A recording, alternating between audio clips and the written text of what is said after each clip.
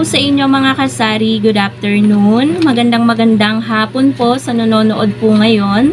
So ngayon po ay araw po ngayon ng Thursday. Ang upload po ng vlog na to is bukas. So bukas is Friday. And for today's video guys, ang pag-uusapan natin is about dito ulit, syempre sa sari-sari store natin. So wala masyadong bumibili ngayon kaya naisipan kong mag-vlog. And later din kasi guys, siguro after 2 hours, kapag hindi na masyadong mainit, hindi na masakit sa balat, siguro mga bandang 4 ganyan, aalis kami ni partner upang mamili na naman kay Pure Gold. Dahil guys, sobrang blessed ng sari-sari store po natin ngayon. Mabenta po, marami pong bumibili, kaya po laging ubos po ang ating paninda, kaya po tayo ay mamimili po ulit. So, ngayon guys, very thankful ako na kahit ang daming tindahan dyan sa labas, ay talagang lumalaban ang ating tindahan, kumbaga tumatapat sa mga tindahan dyan sa labas. So, alam nyo na ang ibig kong sabihin mga kasari, ibig sabihin nun, medyo lumalaki yung sales po natin ngayon. Marami po tayong customer po ngayon. So, ang topic po natin for today's video ay sikreto sa negosyo. So, meron kasi guys na isang ano dito sa sari-sari store at sa lahat ng tindahan na yung iba hindi masyadong pinagtutuunan ng pansin. Ito ay isa sa pinakamahalaga at dapat pinagtutuunan talaga ng pansin nating mga sari-sari store owner, yung ating pong pagpa-pricing. Sobrang mahalaga po talaga yung pagpa-pricing. Nandyan kasi yung factor na dadami yung customer mo, lalaki yung sales mo, parating nauubos yung paninda mo, ganyan. Kapag malaki yung sales mo, na ano yan natin into cash, kumikita tayo sa pamamaraan kung magkano yung porsyento na ipinapatong po natin sa ating paninda. So, yan guys yung talagang ano natin.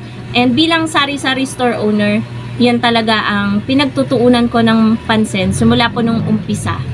Kaya siguro hanggang ngayon mga kasari is nandito pa rin tayo. Nung nag-start tayo magtindahan 2018 at ngayon po 2026 na. Kalagitnaan na ng taon ulit. Sobrang bilis ng panahon. So, napansin ko kasi mga kasari na yung tindahan po natin ngayon, dati once a week lang kami namimili nung matumal. And ngayon, medyo madalas na kami talagang namimili. Madalas na kaming mag-order. Ang daming nating mga ahente, halos lahat ng ahente natin weekly dumadaan dito sa sari-sari store. So may tao lang guys sa labas. So, napapansin ko talaga na malakas yung tindahan po natin ngayon. So, wait lang mga kasari, may tao lang sa labas. Tingnan ko kung saan siya pupunta. Ayan guys, so bisita pala ni mother yung tumigil na motor dyan sa harap. So, hindi naman po siguro sikreto sa inyo, sa mga nanonood sa akin, sa matagal nang nanonood sa akin na yung tindahan po natin talaga is hindi po siya tabing kalsada, paloob pa po, ilang steps pa po bago makarating dito. Siguro mga 15 or 10 steps simula dun sa may kalsada. So, hindi naman din ganong kalayuan, pero hindi po siya tabing kalsada. Kaya, very thankful ako mga kasari ngayon. Kung noon nagiging thankful tayo, mas thankful tayo ngayon. Kasi nga, medyo napapansin natin na maganda yung flow ng sari-sari store po natin ngayon. At sa tingin ko guys, kahit mahal yung mga bilihin po ngayon, and tayo, nagtataas din talaga tayo ng mga paninda natin dito sa tindahan, tingin ko nasa wasto at nasa tama pa rin yung pagpa-pricing po natin. Kumbaga hindi po tayo overpricing. Hindi na po ako ngayon nagbe-base sa kung magkano. Dati kasi inaalam ko kung magkano yung presyo ng ganito, ng ganyan sa ibang tindahan. Ngayon po hindi ko na inaalam kung magkano yung bentahan nila. Basta nagpa-pricing na lang po ako. And sa tingin ko yung pagpa-pricing ko tama and sakto. Kasi kung di naman po tama at sakto yung pagpa-pricing ko dito sa tindahan, ano ba yan, langaw na yan? Hindi naman ako mabaho. Bakit maraming bumibili ngayon, 'di ba, dito sa tindahan, 'di ba? Although nabanggit ko sa inyo na nagsara yung isang talipapa dito, meron na po ulit pumalit na talipapa at ngayon lang po nagsimula. So, pansin ko naman, wala naman masyadong epekto dito sa sari-sari store ko kasi ang paninda lang po nila ay mga gulay. And kagandahan nga po nun, hindi na kami mapapalayo. Natutuwa pa nga ako, may mga gulayan na dyan. Kasi ang layo ay kapag kailangan namin ng biglaang kalamansi, kamatis, ganyan, sibuyas, bawang. Dito, nandito na sa labas. Ilang hakbang na lang. So, nakakatuwa. Hindi naman ako masyadong, competitive. Talagang inaano ko pa rin yung mga ibang sari-sari store owner kasi pare-pares talaga naman namin gustong kumita. Kaya nga kami nagtindahan dahil hindi pa ganun tayo kayaman, hindi naman tayo mayaman, simple lang yung pamumuhay natin.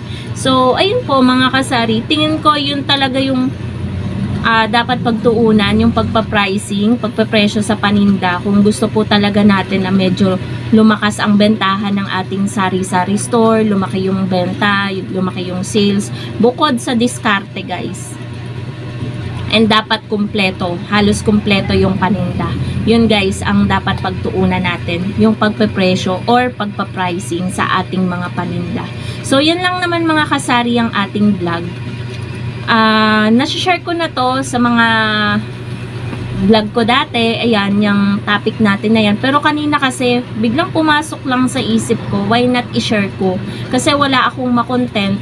Naisip ko, ay, mamimili na naman kami kay Pure Gold later. Sabi ko, yun na lang yung i-content ko about doon nga sa ayun nga, na maraming bumibili sa sari-sari store natin ngayon, laging ubos yung paninda natin. Ano yung dahilan bakit laging ubos yung paninda? So yun guys, kaya naisip ko yung topic na to. So yun lang naman mga kasari ang ating vlog for today.